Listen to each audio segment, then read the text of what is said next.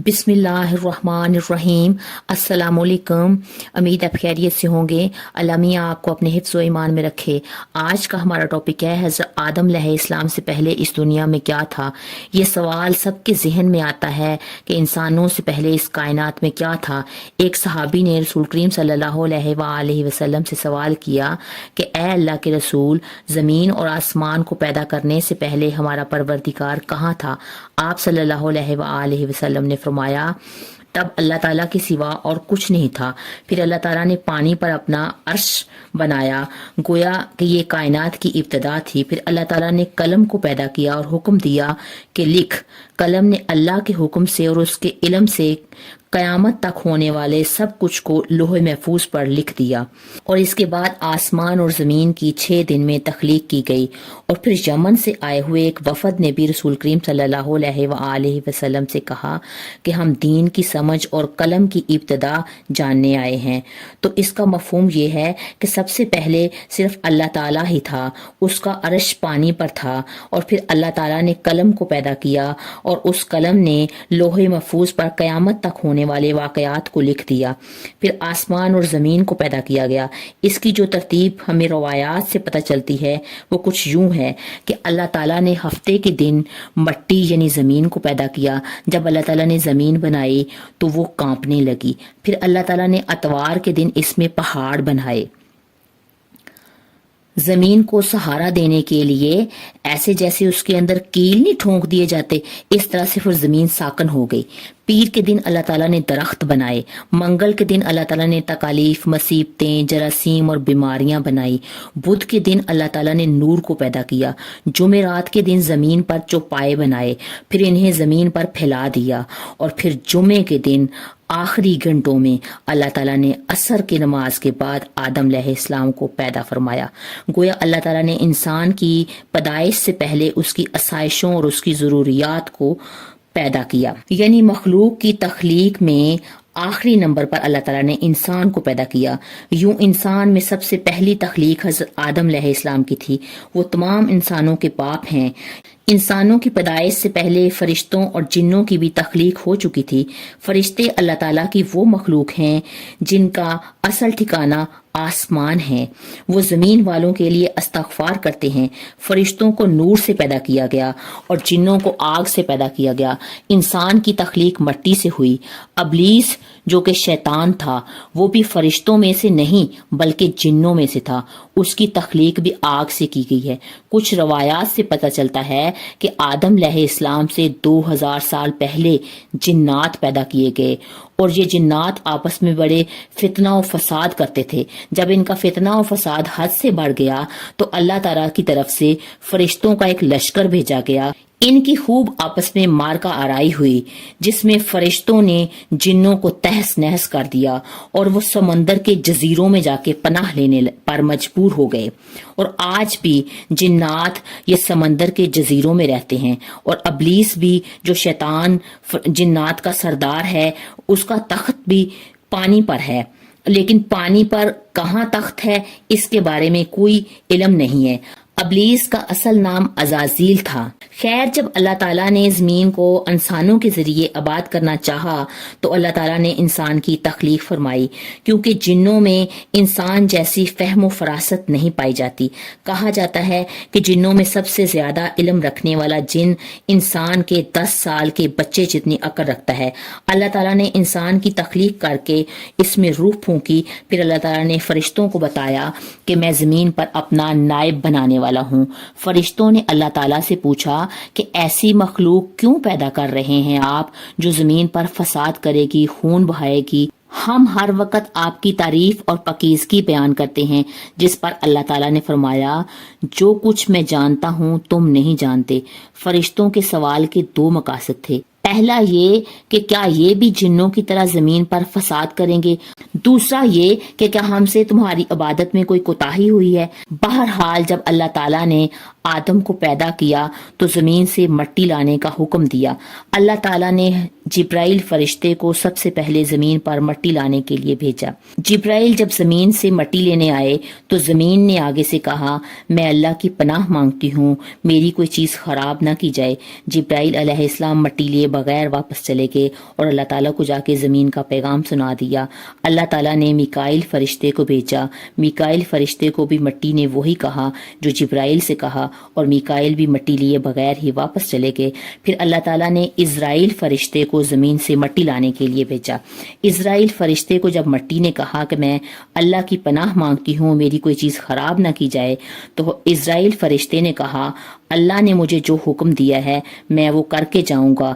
Israel फरिश्ते ने जमीन की मुख्तलिफ जगहों से मट्टी ली और मट्टी ले जाकर अल्लाह ताला को दी। तो अल्लाह ताला ने कहा कि जब तुमने जमीन से मट्टी निकाली है तो तुम ही इन इंसानों की रूह को कब्ज करोगे और इस मट्टी को दोबारा जमीन पे जाके डाल के आओगे। अल्लाह ताला के हुक्म के मुताबिक मट्टी को जमीन के मुख्तलिफ जगहों से उठाया गया और वैसे ही फिर आदम की औलाद के रंग भी उस मट्टी के मुताबिक ही हुए।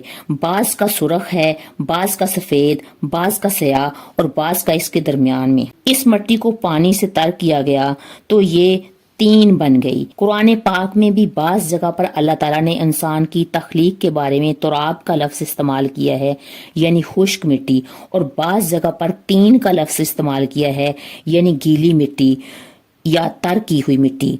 जब मिट्टी को पानी से भिगोया गया तो वो लेसदार होने लगी और फिर अल्लाह ताला ने खुद अपने मुबारक हाथों से इंसान का ढांचा बनाया।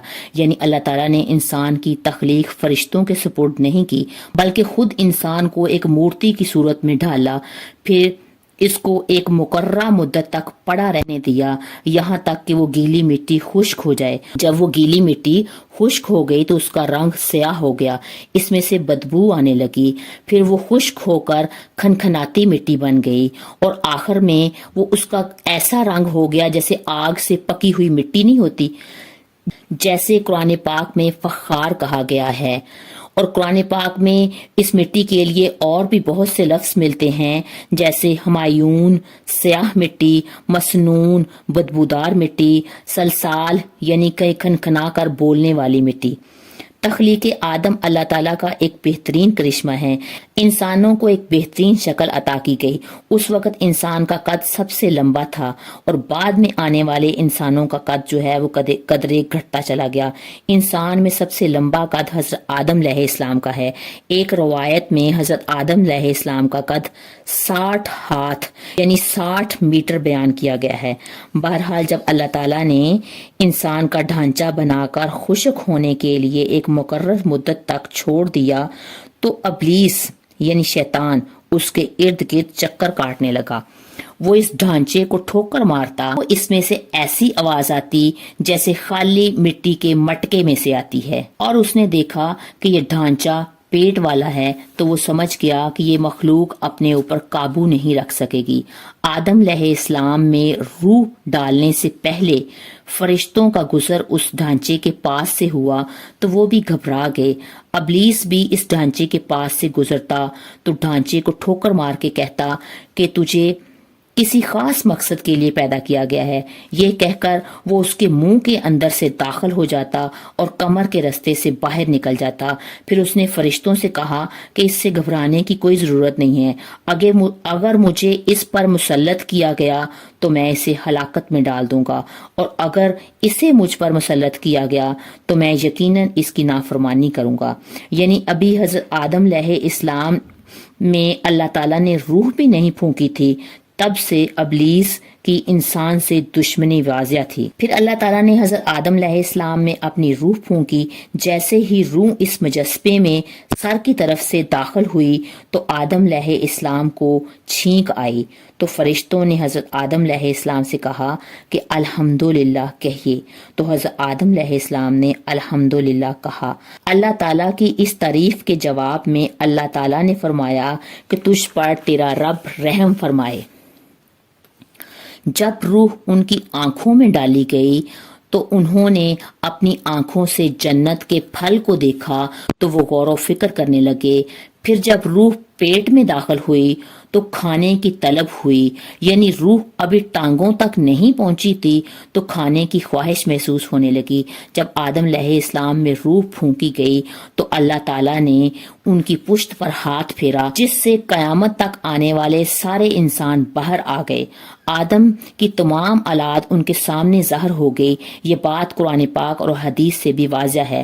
پھر اللہ تعالیٰ نے اولاد آدم سے یعنی انہی کے بارے میں اقرار لیا کہ کیا میں تمہارا رب نہیں ہوں؟ تو تمام انسانوں نے جواب دیا کہ ہم اقرار کرتے ہیں کہ تو ہی ہمارا رب ہے۔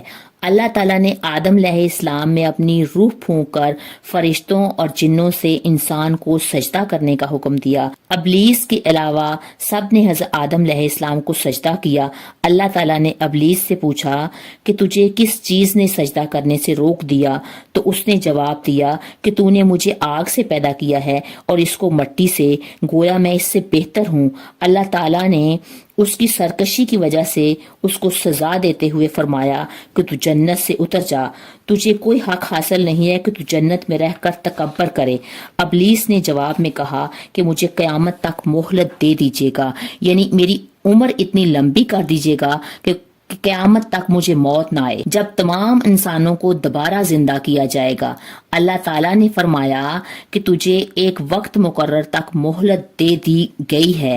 پھر ابلیس نے کہا کہ میں قسم کھاتا ہوں کہ میں انسانوں کی گمراہی کے لیے تیرے سیدھے رستے پر بیٹھ جاؤں گا، پھر میں ان کے آگے سے، پیچھے سے، دائیں سے، بائیں سے ان کے پاس آؤں گا اور انہیں شکر گزار نہیں بننے دوں گا، سوائے ان لوگوں کے جو مخلص بندے ہوں گے، وہ میرے بہکاوے میں نہیں آئیں گے۔ اللہ نے اسے ذلیل و خوار کر کے وہاں سے نکال دیا اور فرمایا کہ ان میں سے جو شخص بھی تیرا حکم مانے گا، میں ایسے تمام انسانوں سے جہنم کو بھر دوں گا اور میرے بندے پر تیرا کوئی غلبہ نہیں ہوگا۔ اس طرح یہ واضح ہوا کہ سب سے پہلا گناہ یہ تکبر تھا۔ علماء اکرام کے مطابق بھی تمام گناہوں کی جڑ تکبر ہوتا ہے۔ اللہ نے آدم علیہ السلام کو جاہل نہیں بلکہ علم والا پیدا کیا۔ جب اللہ نے آدم میں پوری روح ڈال دی تو وہ اپنے پیروں پر کھڑے ہو گئے اور اللہ تعالیٰ نے ان کو حکم دیا کہ جاؤ فرشتوں کی جماعت کو السلام علیکم کہو۔ آدم علیہ السلام نے سلام کیا اور فرشتوں نے سلام میں وعلیکم السلام کہا۔ اللہ تعالیٰ نے فرمایا یہ تمہارا اور تمہاری اولاد کا آپس میں ایک دوسرے کو تحفہ اور ہدیہ ہے۔ اللہ تعالیٰ نے آدم علیہ السلام کو ابتدا ہی میں تمام نام سکھا دیے۔ وہ اللہ تعالیٰ کے حکم سے آسمان اور زمین کی ہر چیز کا نام اور اس کا استعمال جانتے تھے۔ اللہ تعالیٰ نے جب ان تمام چیزوں کے نام فرشتوں سے پوچھے تو وہ چیزوں کے نام نہیں جانتے تھے۔ پھر آدم علیہ السلام نے ان تمام چیزوں کے نام بتائے تو تب اللہ تعالیٰ نے فرشتوں سے کہا کیا میں نے تمہیں نہیں کہا تھا کہ میں وہ جانتا ہوں جو تم نہیں جانتے ہو؟ پھر ایک دن حضرت آدم علیہ السلام سو رہے تھے تو اللہ تعالیٰ نے ان کی بائیں پسلی سے اماں ہوا کو پیدا کیا۔ انہیں حضرت آدم علیہ السلام کا ہم سفر بنایا۔ جب آدم علیہ السلام بیدار ہوئے تو انہوں نے اماں ہوا کو اپنے پاس بیٹھا دیکھا تو انہوں نے پوچھا تم کون ہو؟ انہوں نے جواب دیا کہ میں عورت ہوں۔ حضرت ہوا قیامت تک آنے والی تمام عورتوں سے زیادہ خوبصورت تھیں۔